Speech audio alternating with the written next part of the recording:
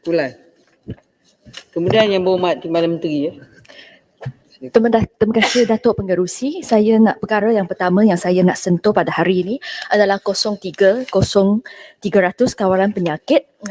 Saya memetik apa yang dinyatakan oleh Yang Berhormat Menteri Rembau dalamlah prosiding PAC. Dengarlah perkataan beliau sendiri, I quote, beliau menyatakan bahawa perolehan vaksin adalah literally a life and death issue. Ini adalah perkataan beliau sendiri. Tetapi apa yang kami nampak bahawa Pharma Niaga mereka jual vaksin Sinovac 2 dos kepada kerajaan pada harga 30 ringgit USD ya, ataupun 125 ringgit Malaysia 2 dos. Tetapi pada masa yang sama, mereka jualkan vaksin yang sama kepada orang-orang yang lain, sama ada kerajaan negeri ataupun pihak swasta, pada harga RM300 untuklah 2 dos.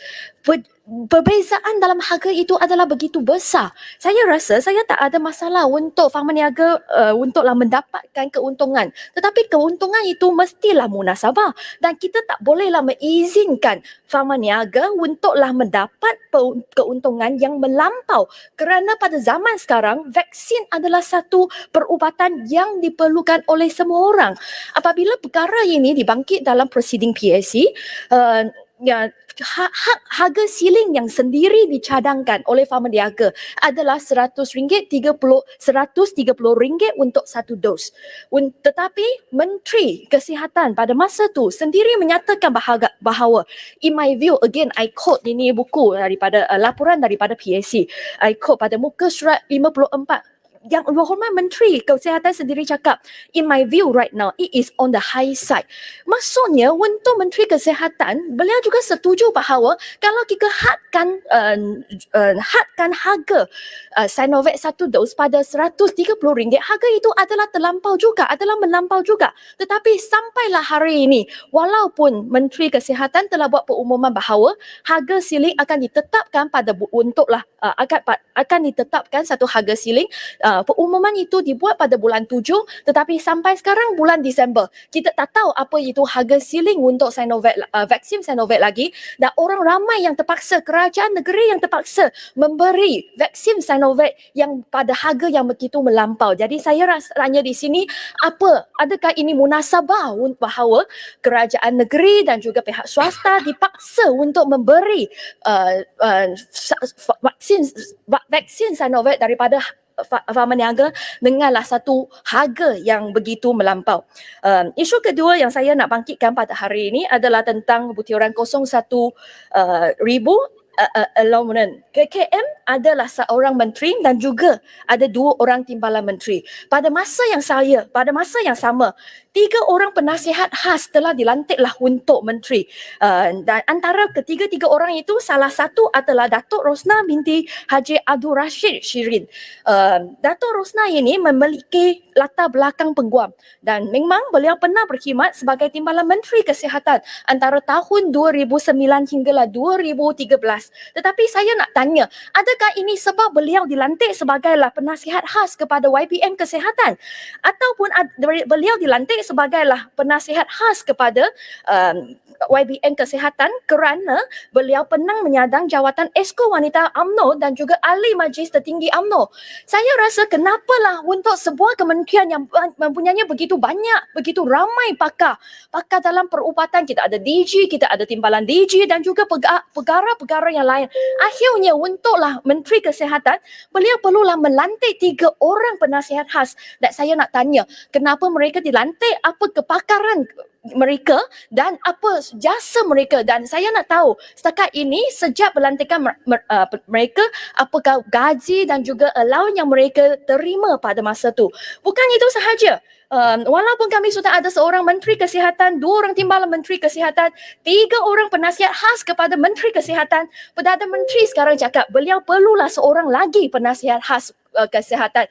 Saya rasa kalau Perdana Menteri tak percaya terhadap Menteri dan juga Timbalan Menteri Kesihatan yang dilantik oleh beliau, lebih baik bahawa beliau lah teruslah mereka dan lantiklah pegawai penasihat khas itu untuk menjadi menteri. Janganlah bazirkan duit rakyat untuklah pelantikan khas ini. Isu ketiga yang saya nak bangkit adalah sekejap. Adalah tentang salingan COVID-19 di sekolah.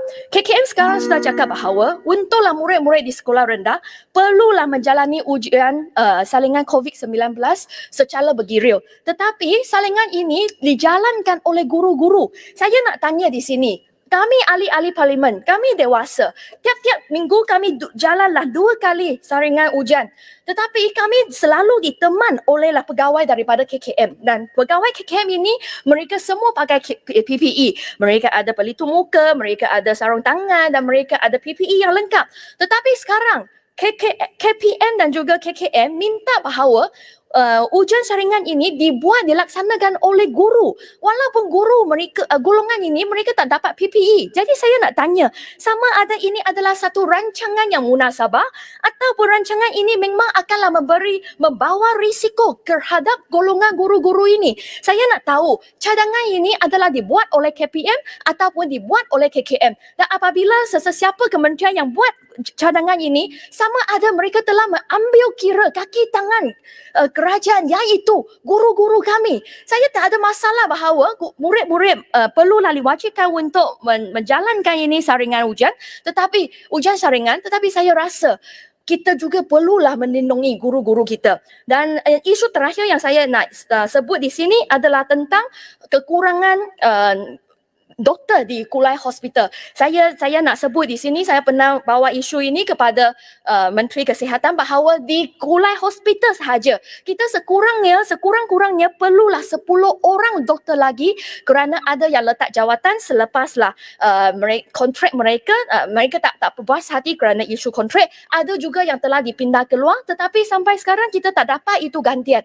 Dan saya nak tanya, kenapa kita tak bolehlah atasilah isu kontrak ini kerana banyak lagi hospital-hospital yang kekurangan doktor. Dan bukan itu sahaja, saya dengar bahawa Hospital Cyberjaya walaupun sudah siap dibina, tetapi sekarang tak boleh buka kerana KKM tak ada duit. KKM tak ada duit, tak ada kaki tangan untuk jalankan, untuk bukalah hospital tersebut. Jadi saya nak tanya, adakah ini munasabah? Ya, sebab dah habis Yang Berhormat. Minta nak Saya tambah tak boleh lagi. bagi. Saya ada KPKT 30 orang pembahas. Sikit je. Tak boleh Yang Berhormat. Saya nak suruh timbalan. Masa dah tamat Yang Berhormat. You have to be fair. You have to be fair to everybody Yang Berhormat. Perasaan je. Saya minta maaf ni Timbalan Menteri jawab. Yang Berhormat bolehlah tanya nanti dia. Menteri dapat kredit. Tanyalah dia. Boleh Menteri? Tak, bila dia jawab gulung, Yang Berhormat Tak, saya nak boleh bangkitkan- interject. Saya nak bangkitkan isu saya punya. Yang Berhormat, Yang Berhormat timbalan speaker ke saya? Saya sementara je ni.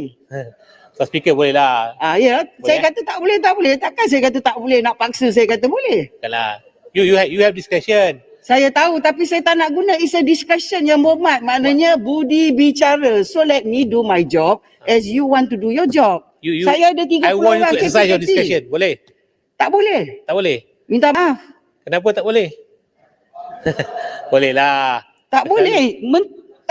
La ilaha illallah. Yang Berhormat, 30 KPKT lepas ni. Saya ada pembahas ramai. Menteri nak jawab 30 minit. Tak salah lah. Sikit je. Yang Berhormat, janganlah. Saya dah cakap baik-baik kan. Saya buka emas kan. Saya buat keputusan lain pula. Tak apalah. Terima kasih Yang Berhormat. Sila duduk Yang Berhormat. Terima kasih Terima kasih Mulai. Datuk Pengerusi. Yang Berhormat Timbalan Menteri 30 minit. Jadi kalau Yang Berhormat sahabat-sahabat saya belah sana nak tanya, you have to open up for the question. Thank you, Silakan, Yang Berhormat. pengerusi. Terima kasih. Yang tidak berpeluang untuk berbahas, kurang-kurangnya boleh tanya soalan. Terima kasih. Silakan terpulang pada